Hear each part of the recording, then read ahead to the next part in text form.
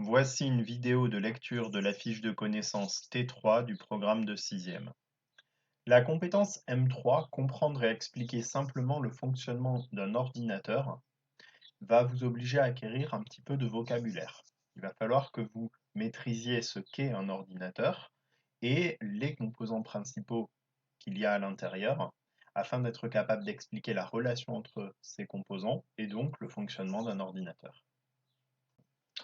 On commence avec deux mots-clés. Le premier, c'est ordinateur. Un ordinateur, c'est un calculateur ultra rapide et programmable. Là, les trois mots sont importants. C'est un calculateur, ça veut dire que c'est une machine à calculer. Ultra rapide, il va très vite, et programmable, on peut créer des programmes à l'intérieur et il peut les exécuter. Deuxième mot-clé, une unité centrale.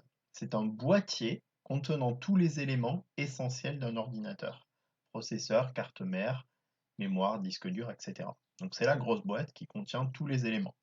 Un ordinateur, ce n'est pas seulement un PC.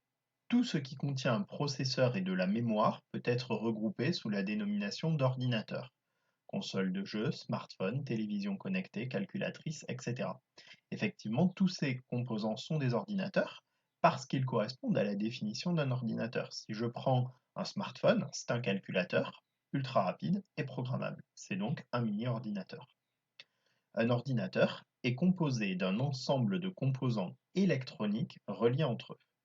Ces éléments sont placés sur un circuit imprimé nommé carte mère, plaque sur laquelle est gravé un circuit de connexion électrique reliant tous les composants.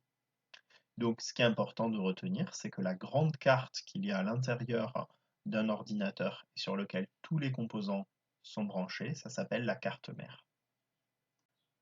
Voici l'intérieur d'une unité centrale. On retrouve la carte mère qui sert à connecter tous les composants du PC entre eux. Le microprocesseur qui est en quelque sorte le cerveau de l'ordinateur. C'est lui qui va effectuer tous les calculs. Par contre, il n'a pas de capacité de mémoire. Il est systématiquement monté avec un radiateur qui va servir à dissiper la chaleur qu'il produit, et par-dessus on va retrouver un ventilateur qui va souffler de l'air, toujours pour le refroidir. La mémoire vive, la RAM, j'en reparle tout à l'heure sur le reste de la fiche. Le lecteur CD, qui peut être aussi graveur, qui va servir à lire des CD, des DVD ou à graver des informations dessus. Les disques durs, qui peuvent être soit magnétiques, soit SSD, ça c'est des technologies qui diffèrent, on en reparle tout à l'heure en ce qui concerne leur rôle. Le boîtier d'alimentation qui sert à fournir de l'énergie électrique au système, lui aussi a besoin d'être ventilé parce que ça chauffe pas mal. Et enfin, sur la carte mère, on peut rajouter ce qu'on appelle des cartes d'extension. Il peut en exister tout un tas de types, des cartes Wi-Fi, des cartes graphiques, des cartes pour ajouter des ports USB, et ça va servir simplement à rajouter des fonctions au PC. Dans un ordinateur, on trouve deux types de mémoire. La première, c'est la mémoire vive. Elle va stocker les données provisoirement. Quand on parle de données, il s'agit de celles qui sont en train d'être traitées par le processeur, notamment celles qui s'affichent à l'écran. Lorsqu'on veut les garder de façon durable, il faut enregistrer. Enregistrer, c'est une action qui consiste à transférer les données de la mémoire vive vers le disque dur, qui lui est capable de garder en mémoire nos données, même lorsqu'on éteint l'ordinateur.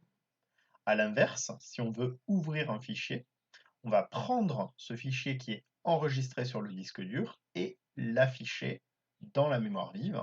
Et ça s'appelle le chargement. C'est l'action de charger un fichier. Pour fonctionner, un ordinateur a besoin d'un système d'exploitation.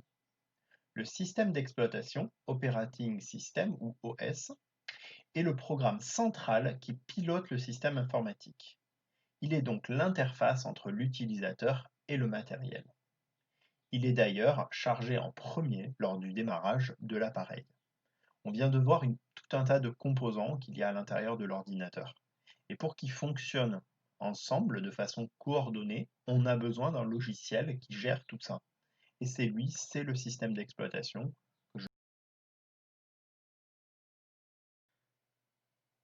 La vidéo est maintenant terminée. Je vous invite à bien apprendre vos mots-clés et à vérifier que vous avez bien compris la leçon en allant faire les exercices qui sont disponibles sur mon site internet techno-moreau.fr. Je vous souhaite une bonne journée et bonne chance pour l'évaluation.